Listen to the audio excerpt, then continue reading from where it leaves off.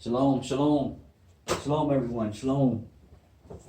Hope everyone's having a wonderful evening.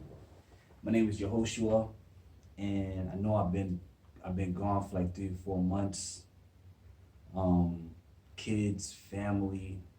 When I first started doing videos, my family wasn't around.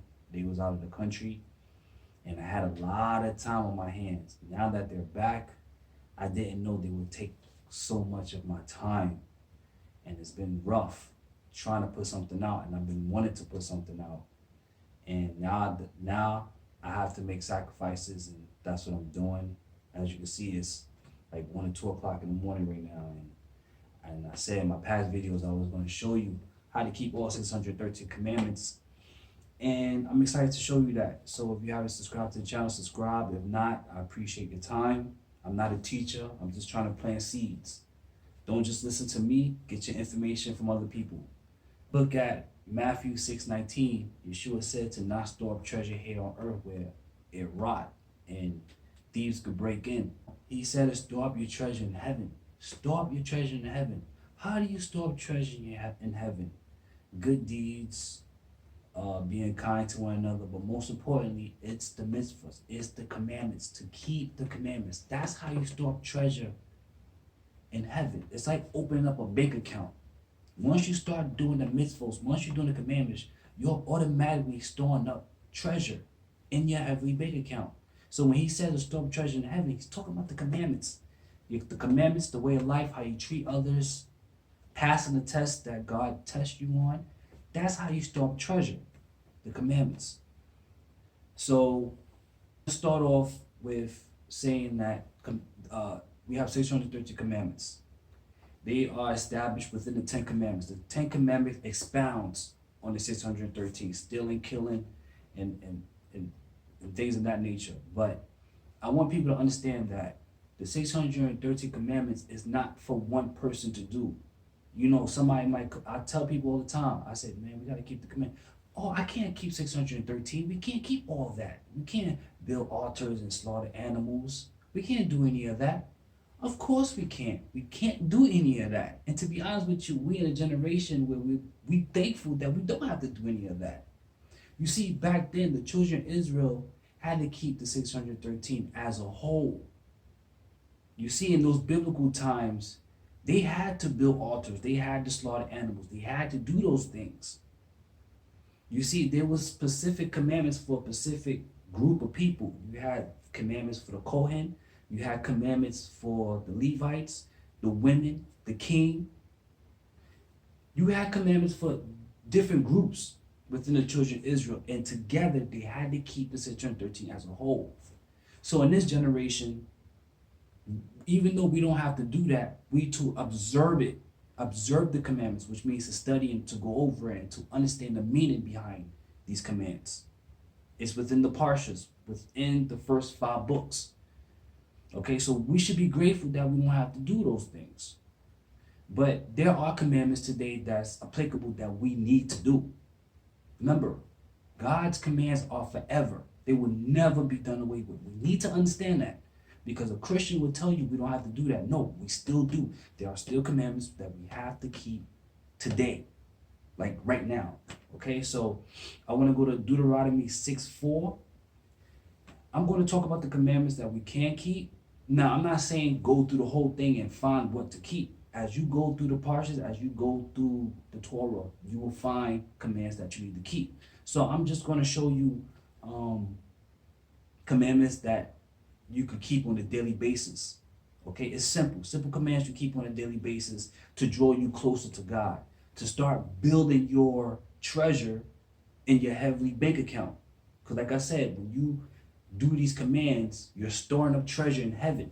You're not worried about the things of this earth, in this world. You're worried about the things in the heavens. You do the commands, you store up your treasure in your heavenly bank account. If you go to Deuteronomy 6:4, he gives you a handful of commandments you could do on a daily basis. It's simple. It's to draw you close to him and to show him that, listen, you're serious about this, that you want to do this. So if you go to Deuteronomy 6:4, it reads, "Hear, Israel, Hashem is our God. Hashem is the one and only. You should love Hashem your God with all your heart and with all your soul and with all your resources. And these matters that I command you today should be upon your heart. Teach them 30 to your children and speak of them while you sit in your home, while you're walking away, when you retire, when you arise. Bind them a sign upon your arm and let them be a ornament between your eyes, and write them on the doorpost upon your house, upon your gates.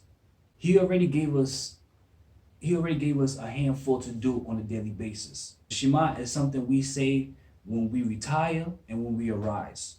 That's the Shema. Shema Israel, Adonai Eloheinu, Adonai Echad. A lot of people have other custom ways of saying it. You can say it in English or in Hebrew. But we say it when we wake up and we arise, to know that He is the one and only as soon as we wake up. So we say a prayer and we talk to Him before we go about our day. He's the only one we talk to before we go about our day, and when we retire. He's the last one we talk to before we retire. Okay? Let it be an ornament between your arm and between your eyes. That's a tefillin. And the sages say tefillin, when you wrap tefillin, is like setting up the altar to give a sacrifice to God. I thought that was dope. So there's definitely a lot of mystical things with tefillin. It's amazing. Write them on doorposts upon your house, upon your gates. It's a mezuzah. I'm not going to go into what a mezuzah is. I'll put the link down in the description. A mezuzah is something that you put a scroll in, that you put it in all your doorposts in your house. On the right side, tilt slightly to the left. Okay, so I'll put a video in the description if you want to get a little familiar with what a mezuzah is. Teach them to your children. Speak of them while you sit in your home. If you have kids, or if you want to teach somebody, teach them. Study while you're in your home, while you sit in your home, or while you're walking away. If you're at work, take up a book and study, and always contemplate on His word, no matter where you are. That's a reward. This is what you do on a daily basis. He's showing us that's how you do. This is what you do on a daily basis. This is how you keep the commands. And I'm going to show you in a minute of how to keep the commands, even though the ones that you can't keep, the ones you can't do. You know, people say, oh, we don't stone, we don't do all that. Of course, but we have to observe it. Observe the commands, to study the commands. He said it so many times in the Torah, to observe, study the commands. It's all 613. We must study it because there's a lot of specific meanings to it that we can apply to our life. And a lot of secrets in there too, that you'd be surprised. I'm going to give a few of the commands that you can keep today. If you go to Deuteronomy 8:10, it talks about eating. When you eat, you say a blessing after you eat. That's a command. Now I'm telling you right now, when you read this, you'll probably say to yourself, wow, you say a blessing after you eat? You say a blessing after you eat. A lot of people have been saying, I'm not saying don't say a blessing before you eat. You say a blessing before you eat and after you eat. But when you say a blessing after you eat, it's a mitzvah. It's a command. So when you do this, you're storing up the treasure in heaven. You get a reward just by doing this. Numbers 15:38, you are to wear tzitzit. You are to wear fringes on the four corners of your garment. This is what I'm wearing right now. The tzitzit. Just by putting this on, so you could contemplate and always understand that you need to walk in God's ways and to contemplate on His commands. And when you wear this, you're doing that. This is a reward just by putting this on. Another example, like Leviticus 12:3. And on the 8th day, the flesh of his foreskin should be circumcised, your son. So if you have a son and he is just now being born, you have to circumcise him on the 8th day. Yeshua was circumcised on the 8th day, as it says in Luke 2:21. He kept the command of being circumcised on the 8th day. You have to circumcise your son on the 8th day. That's something you could do today. Genesis 17:10-14. You should be circumcised. There's no ifs, ands, or buts. If you're not circumcised, get it done. I don't care the condition. Get it done. You ought to be circumcised in order to be into this covenant. You must be circumcised. Not when people go to Paul and said you can be circumcised in the heart. To be circumcised in the heart is to change. You must be circumcised from the flesh of your foreskin. Period. No ifs and buts. If you're not circumcised, get it done. Then you're in the covenant. If you go to Deuteronomy 29:29, it says the secret things belong to the Lord, our God, but the things revealed belong to us and to our sons forever, that we may observe all the words of the law. We to observe the laws. It says it so many times in Torah. We to observe all of the laws, no matter what. And I just gave you a few of the ones you can keep, and there's plenty in there. And people don't understand that you already keeping most of them. You don't steal, you don't kill, you don't have sex with animals, you don't have sex with your neighbor, you don't commit adultery, you're not having sex with your relatives. You're keeping most of the commands. And people don't even understand that, and they say we don't have to do this. Now let me show you how to keep the commands that you can't do.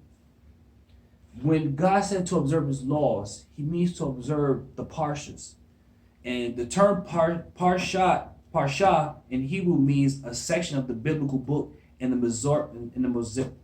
Masoretic text of the Tanakh, Hebrew Bible. Parshat are not numbered, but some have special names. For example, this week we in the Parsha Teruma. Last week we was in Mesatim. The building of the tabernacle. That's what we in right now. Each week we to observe the parsha and get an understanding of what it means. I'll put a link down in the description in the Kabbalah website so you can see every week of which parsha comes next. And I'll put the link down in the description. But go to my past videos and check what Bible you need to understand this. You need a Tanakh to start you off. Get a Rashi, and a Chumash. This is what I'm using now. So you could get a better understanding of what these commands are. You study the commands, you study the mitzvahs, it's a reward. The sages say when you study the Torah, it's like you creating an angel. You create an angel. Angels are popping up every time your face is buried in the Torah. Angels are popping up. The Torah keeps you away from sin. The Torah keeps you from things of this world. The Torah keeps you focused and close to God. That's why he wants us to observe so much, to not get so focused on what's going on out there. To pay attention to him and to understand who he is. Because the Torah, even though it brings us close to him, we understanding who he is. He's all in here. We know what gets him mad, what gets him angry, what makes him happy, what makes him glad. We understand who God is when we observe his Torah. A lot of people so focused on the Son that they forget the one who sent him. So we need to understand that. We need to observe the law. We need to observe the law and keep it. You keep the Sabbath, you keep the feast days, you keep the daily mitzvahs that I just explained. You keep these things to the best of your ability, you will be in the book of life. Guaranteed. And you'd be surprised when you get there and you see everything that you've done. You'd be like, wow, I can't believe I did this. I can't believe I did all this. I did my best. He wants us to do our best. That's the whole thing. That's what he wants to do our best to keep his mitzvahs. Okay, so I'm going to leave with Psalm 91. Psalm 91. Whoever sits in the refuge of the Most High should dwell in the shadow of the Mighty. I will say about the night, he is my refuge, my fortress, my God. I will trust in him. For he will deliver you from the snare and trap, from the devastating pestilence. With his pinions he will cover you, and beneath his wings he will be protected. In his truth, his shield and armor. You should not fear the terror of night, nor the arrow that fly by day, nor the pestilence that walks in gloom, nor the destroyer who lay waste at noon. 1,000 may fall victim at your side, and a myriad at your right hand, but to you it should not approach. You will merely peer with your eyes, and you will see the retribution of the wicked, because you said, you are not my refuge. You have made the Most High your abode, your dwelling place. No evil will befall you, nor will any plague come near your tent. He will charge his angels for you, to protect you in all your ways. On their palms they will carry you, lest you strike your foot against a stone. Upon the lion and the viper you would tread. You would tremble the young lion and the serpent. For he has yearned for me, and I will deliver him. I will elevate him because he knows my name. He will call upon me, and I will answer him. I am with him in distress. I will release him, and I will bring him honor. With long life I will satisfy him, and I will show him my salvation. Dwell in the shadow of the Almighty. Dwell in the shadow. You made the Most High your dwelling place. This is my dwelling place. This is where I make the Most High my dwelling place. The dwelling place of the shadow of the Almighty. You dwell in Him. Forget about the things that's going on out there. This is the Most High, and this is His dwelling place right here. When you observe His commands, you observe His Torah. The Jewish people say the most important commandment is to observe the Torah. It's very important. So just don't listen to what I say. Go and find out from other people. I just want to plant the seed so the seed could grow, so you can understand. Okay, so stay tuned. I have another video coming up. The events, the prophecy, and I'm excited, and I want to share what the Torah has to say about it. Revelation, mark of the beast. God is testing everyone's faith. So stay tuned with that. My name is Yehoshua. Shalom.